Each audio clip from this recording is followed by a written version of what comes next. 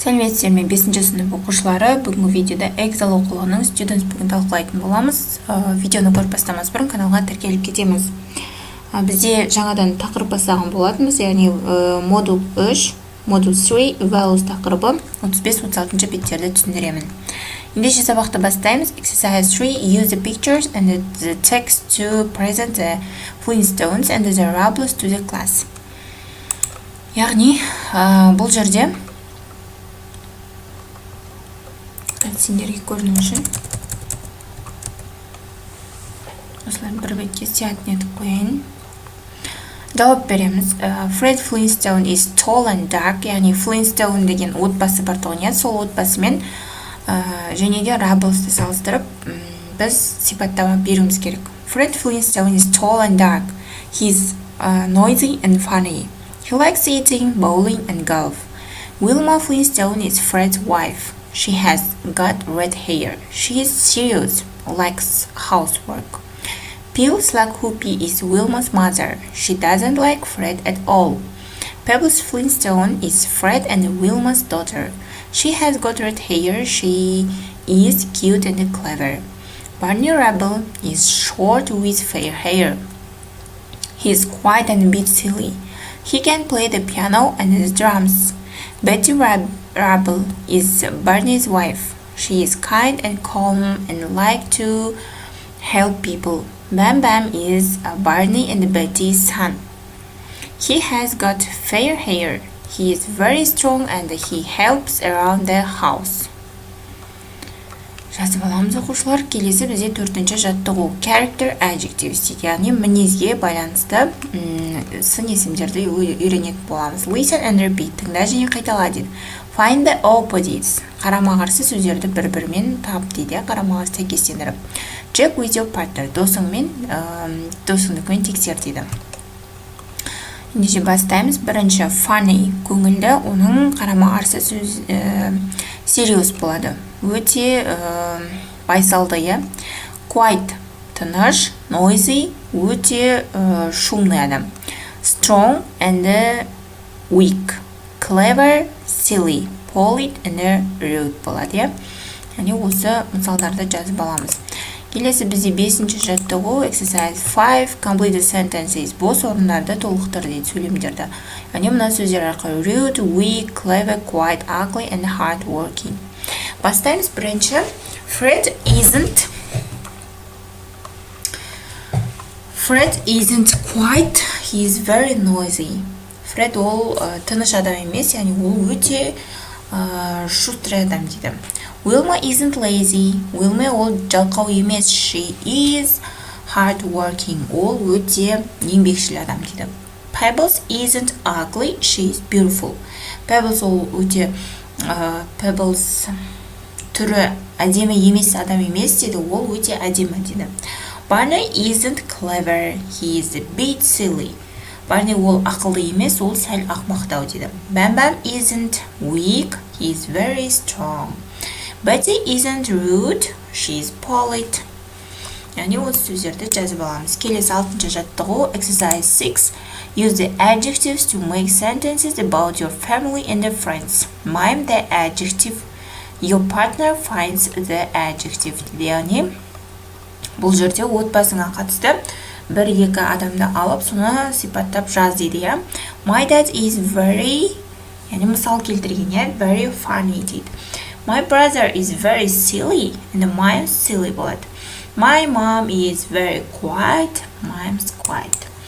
Келесі 7-ші жаттығу exercise 7 read the theory, яғни теорияны оқы дейді. Find examples in the text, текстен мысалдар тап дейді.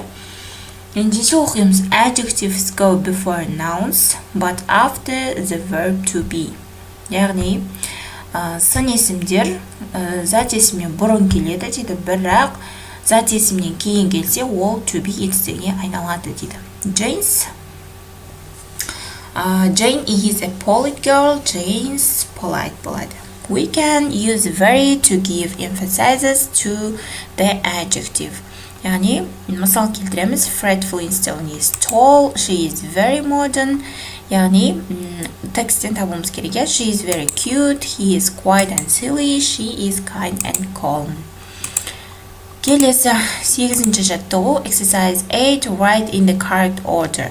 Яғни сөйлемді дұрысынан құрап үйренуіміз керек. Бірінші, very is Jane funny дейді. Яғни Jane is very funny. Сөйлем құрамыз керек. He is very quiet boy. They are noisy. Matt is a clever student.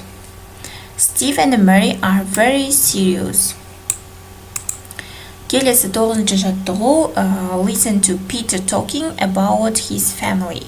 Яғни Питердің өз отбасы жайында айтқан тыңда дейді. Who is each person below дейді. Яғни 9-ші жаттығуда біз жазамыз. John is Peter's dad. John Питердің әкесі дейді. Laura is Peter's sister. Laura ол Питердің әпкесі дейді. Mark is Peter's brother. Mark Питердің ағасы дейді. John is very funny. Laura is very quiet. Mark is tall and strong. Деп 9-ші жаттығуды жазамыз оқушылар. Келесі 9-ші жаттығудың астында жалғасы, яғни listen again what each person like, say and or write дейді. Яғни екінші астындағы тапсырманың жауабы мынау болады. Яғни тыңдаймыз қайтадан, содан соң әр адамның қандай екендігін жазуымыз керек болатын. Жаздық, иә. Келесі 10-ші жаттығу exercise 10 write the names of your family members on a piece of paper. Swap papers, find out about your partner's family. Яғни отбасыңыздағы адамдарды дәл осылай етіп диалог ретінде жазуымыз керек. Who is Ұлан дейді. Ұлан деген кім дейді. He is my dad. Ол менің әкем. Яғни мына жерге өздеріңнің отбасыларындағы мүшелердің аттарын жазасыңдар, өзгертіп. Ол менің әкем. He is very funny. Ол сондай көңілді адам. Who is Әсел? Әсел кім дейді. She is my sister. Ол менің әпкем. She is very quiet. Ол сондай тыныш адам дейді. Who is Қайрат? Қайрат деген кім дейді. He is my brother. Ол менің ағам. He is very noisy. Ол өте шумный дейді. Who is Сәуле? Сәуле деген кім дейді. She is my mom. Ол менің анам. She is very polite. Ол сондай ақылды адам дейді. Келесі 11-ші жаттығу draw your family tree. Өзіңнің отбасылық ағашыңды жаса дейді. Write sentences about your family. Сен өзің отбасыңа байланысты сөйлемдер құра дейді. Present it to the class. Сыныпқа айтып бер дейді. My dear is my granddad. He is яғни осы секілді біз жазуымыз керек. My dear is my granddad. Мадияр менің атам дедік. Яғни осы жердегі адамдардың аттарын, жастарын өздеріңе сәйкес етіп жазасыңдар. He is 74, ол 74 жаста. He is really funny. He can make people laugh. Ол сондай көңілді адам, адамдарға күлкі сыйлайды дейді. Olga is my grandma. Ольга ол менің әжем. She is 70, ол 70-те. She is friendly. She is friendly, ол сондай досшыл адам дейді. She can cook really well, ол тағамдарды өте керемет дайындайды дейді. Аныбек is my dad, Қаныбек ол менің әкем дейді. He is 45, ол 45-те. He is clever, ол ақылды. He can play golf and really well, ол гольфті өте керемет ойнайды. Диляра is my mom, Диляра ол менің анам. She is 42, ол 42 жаста. She is kind, ол She can play the piano. Ол пианино ойнағанды жақсы көреді дейді. Осы жерде өзгертетіндерін өзгертіп жазасыңдар. Келесі бізде 36-шы бет 1-ші жаттығу. Exercise 1. Read the table, яғни present simple'дың болымды жағы, болымды жағы. Say the examples in your language. Өзіңнің тілінде мысалдарды айт дейді. Affirmative, болымды. I like fish дейді. Мен балықты ұнатамын. You like fish. Сен балықты ұнатасың. He, she, it likes fish. Ол балықты ұнатады. Яғни 3-ші жақта. We like fish. Біз балықты ұнатамыз. You like fish. Сен балықты ұнатасың. They like fish. Олар балықты ұнатады. Енді мына жерде repeated actions дейді. Қайталанып жатқан іс-әрекеттерді айтқан кезде present simple'ды қолданамыз. Яғни he plays tennis on Mondays. Ол дүйсенбі күні теннис ойнайды дейді. Яғни ол әр дүйсенбі күні теннис ойнайды. Қайталанып жатқан іс-әрекет. Permanent statements. He lives in a room. Яғни бұл нақты болып жатқан факттарды білдіреді. Ол ремда тұрады дейді. Habits, күнделікті қайталанып жатқан іс-әрекет. I have milk in the morning. Мен күнде таңертең азанда сүт ішемін дейді. For timetables, уақытқа байланысты. Lessons start at 8:50. Яғни сабақ 8:15-те басталады дейді. Бұл мысалдарды аудардық. Келесі бізде екінші жаттығу, бірінші жаттығуда жазатын тапсырма жоқ. Екінші, write the third person singular, яғни үшінші жақ. All деген жақта біз мысалда аударып жазуымыз керек. Мысалы, I love дейді, мен жақсы көремін. Енді all жақсы көреді деп айту үшін he loves, яғни үшінші жақта S жалғауын жалғаймыз. Мұнда бірінші жаттығуда түсіндірілген, яғни мен оны ұмытып кетіппін. Spelling is the third person singular. Үшінші жақта жекеше түрде етістікке S жалғауын жалғап жазамыз. Яғни үшінші жақта айту үшін I eat болса, үшінші жақта he eats болады. Яғни S жалғауын жалғаймыз. I like болса, he likes болады. Ал егерде екі S, SH, CH, XO әріптермен аяқталса, етістік оған ES жалғауын жалғаймыз. Яғни I go. O әрпімен аяқталып тұр, я? Ол айналады, he goes болады үшінші жақта. I wash, she washes. Verb ending in consonant Y. Енді айналдырамыз бұл жерде.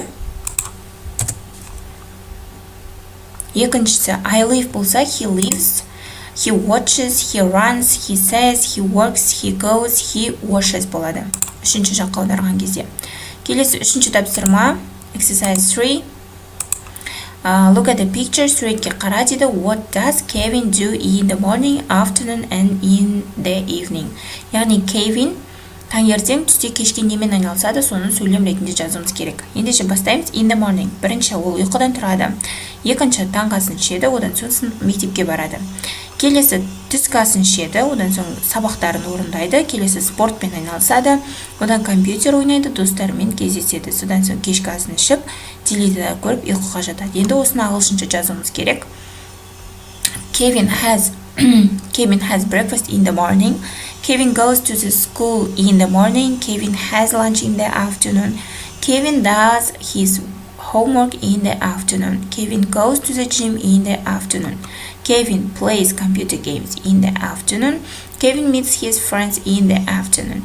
Kevin has dinner in the evening. Kevin watches TV in the evening. Kevin goes to bed in the evening. Яғни осылай жазып шығамыз. Астында бізде сөздер берілген. Яғни have dinner бұл кешкі ас ішу, watch TV теледидар көру, have lunch түскі ас ішу, get up early ерте тұру, play computer games компьютер ойындарын ойнау, have breakfast таңғы ас ішу, go to bed ұйықтау, төсекке жату, do homework үй жұмысын орындау, go to the gym спортпен айналысу, go to school мектепке бару, meet his friends достарымен кездесу. Келесі төртінші тапсырма, what about you tell your partner? Өзің не істейсің, соны досың айтып бер дейді. I get up early in the morning, таңертең ерте тұрамын, then I have breakfast, таңғы ас ішемін. After that I go to school, одан соң мектепке барамын. In the afternoon, кешке, түсте, I do my homework and play on my computer. Түскі үй тапсырмасын орындаймын, одан соң компьютер ойындарын ойнаймын. In the evening, кешке, I have dinner, кешкі асымды ішемін, and then I watch a DVD. Мен одан соң DVD көремін, then I go to bed. Одан соң төсегіме жатамын дейді. Келесі бесінші тапсырма. Copy the table in your notebook. Яғни мына сөздердің қалай айтылатынын белгілеуіміз керек. Яғни lives дегенде бізде z болып естіледі. Walks болғанда s, goes болғанда z. Writes болса s, teaches is, relaxes is. Яғни осы жаттығудың жауаптарын жазып аламыз. Осымен бүгінгі біздің сабақ талдауымыз аяқталды. Келесі сабақта кездескенше сау болыңдар.